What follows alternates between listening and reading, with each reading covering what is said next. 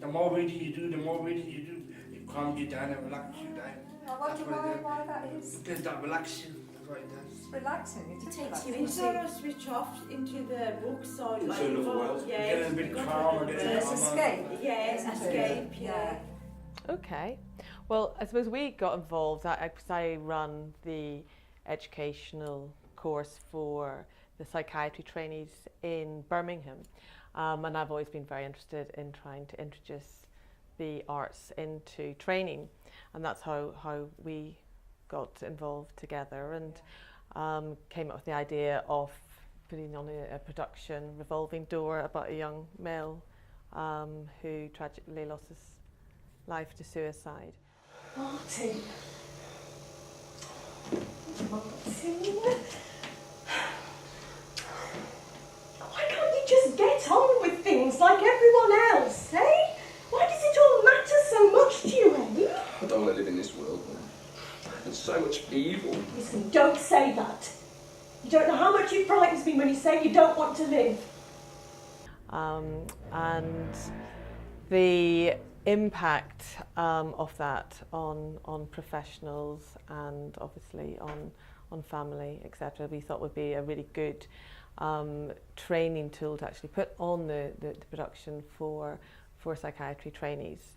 And then we had the idea of actually collaborating with GP trainees and using this as an opportunity to kind of break down some professional boundaries.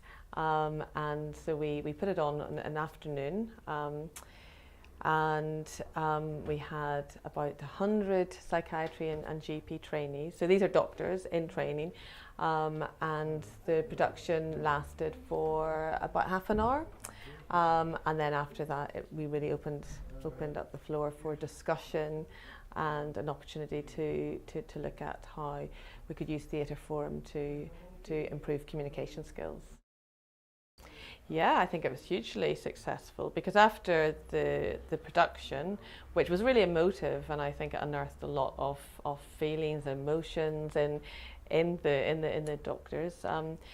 Then we all facilitated. There were 6 groups, and I facilitated one group. So it was sometimes those groups can be quite difficult to get going. People can be a bit reticent to talk, but actually I think because it had managed to break down some barriers and boundaries, and people talk much more freely. So it was, a really good tool for that. And I think really interesting points and discussions came out of that. So people felt, I think, free enough to voice their concerns or their fears about having to go to coroners after patient suicide. They voiced their fears about feeling guilty if they hadn't picked up psychosis early enough or picked up on suicidal cues. And so I saw there was something different about that forum that allowed people to talk more clearly. So it started in second year. I did a course with you, Polly, on the looking at the perceptions of doctors and the way they're portrayed in literature. And then from there, I chose to do an integrated degree, which is a degree in a year at the University of University of Edinburgh. Yeah. And that was all about looking at the portrayal of patients, illness, the body, a variety of things, and medical ethics in literature, and sort of reflecting on how that might impact medical students or just doctors and how they might impact their sort of practice. I loved it. It was a great year. It was very, very interesting. It was very eye-opening. Sometimes medical education, because it's so packed, can very much brush over certain issues and certain groups in society, because you sort of look at the mainstream, the most common. So someone with transgender, they have a lot of health issues, and they're kind of, sometimes I think they can be overlooked and misunderstood and not really talked about in medical education, and sort of the LGBT community can have their needs overlooked, and so it was very eye-opening for me to read a book about that.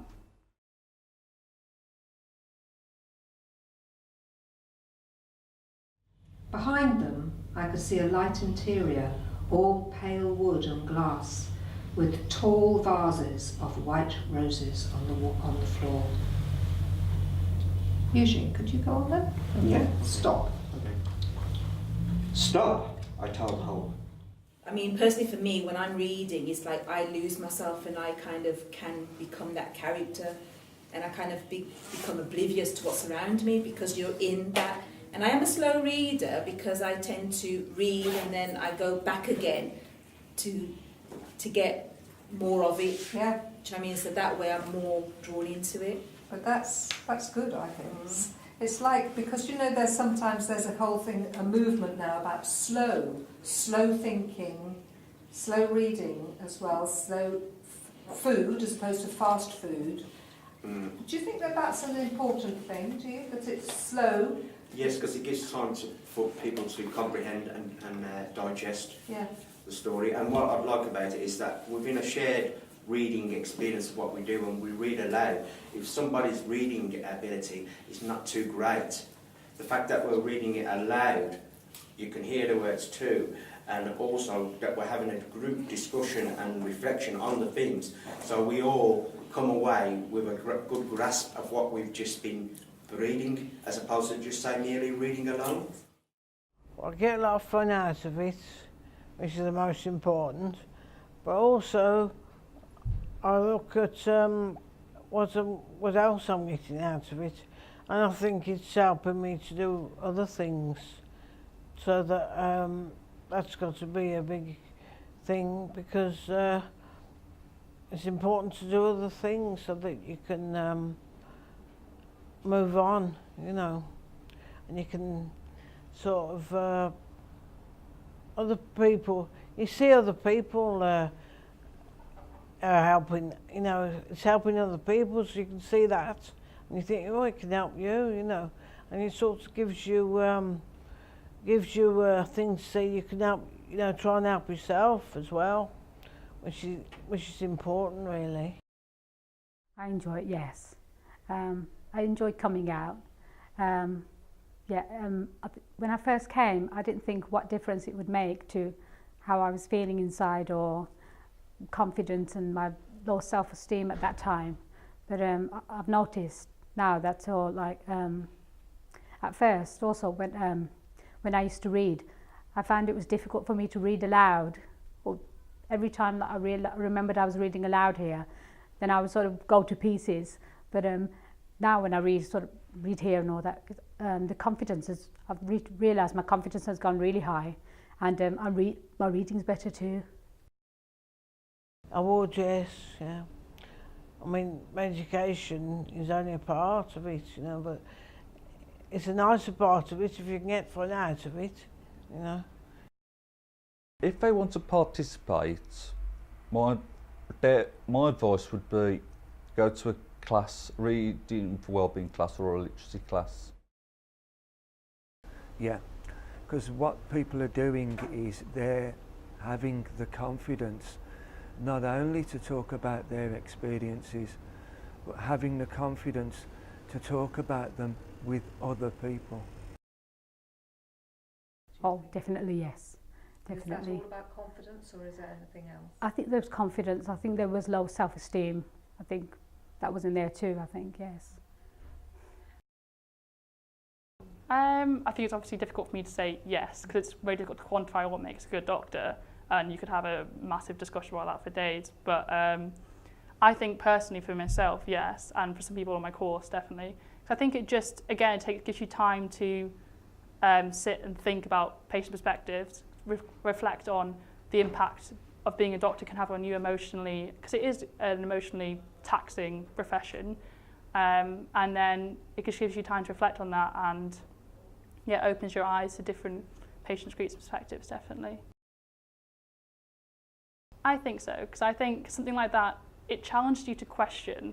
Because I think, yeah, me and my friend were talking about this the other day actually, because of the way the medical course is structured, you have the 2 years of preclinical where you just sort of learn, and then you go into your clinical. Especially the first 2 years, you're not really taught to question anything, which is unlike most of the degrees that you are taught, even in other science degrees, to question, to think about individual research, to come up with some sort of discussion for your dissertation or your thesis or whatever it is. and to sort of challenge things. In medicine, you're not necessarily always taught to challenge early on. Maybe when you're a bit older, obviously, I'm not at that point yet, you are taught to challenge and think and have new research, but early on you are just taught to accept these facts and just learn them and go and try and practice them as best you can. And so I think going to do something like literature, where you are taught to continually challenge the books and the criticism on it and come up with your own ideas, you can transfer those skills to medicine, and I think it is good. Oh, absolutely, yes. I mean, I would say that as a psychiatrist, I have probably learned as much about psychiatry through the arts, through literature and theatre and film, as I have in medical textbooks. So, yeah, for me personally, it's had a massive important role in my training. But I can say as a trainer and as a teacher, actually, it brings a different approach into teaching. You know, there's definitely a place for lectures and tutorials, etc. But this I think adds to that and enhances learning. If you read stories about doctors who have struggled and had their own dilemmas, and they'll write about reflections on their own medical practice and stuff, then it realises that you're not necessarily alone in these sort of feelings. I think sometimes in medical school and just in university, people, obviously everyone wants to keep up appearance, don't they? So people won't necessarily come forward and say, I'm struggling, I'm suffering from depression, I'm this X, Y, and Z. So I think to read stuff about that would help you through that, definitely. But reading for well-being, I've found, in a way, it's a form of antidepressant, but without the side effects. When you think about it. You just jump in. Yeah, It's but really good, isn't it? Antidepressant without side effects. We all I mean, have that. what I would like to That's from my personal experience and what I have found anyway. Why? What can I just ask him? Well, what is it that it does that the antidepressant does? Do you think? You mean a medication? Yeah, as a medication. Well, you see, with a prescribed medication, I've found that there's always side effects to it. You know, dry mouth, dribbly, or whatever. But with reading for well-being, right, there's none of those side effects. It's all positive, and it stimulates the mind. Whereas, like say, antidepressant prescription will numb your mind, right? And it's so much more effective. Reading for well-being as part of what I consider as a combating isolation.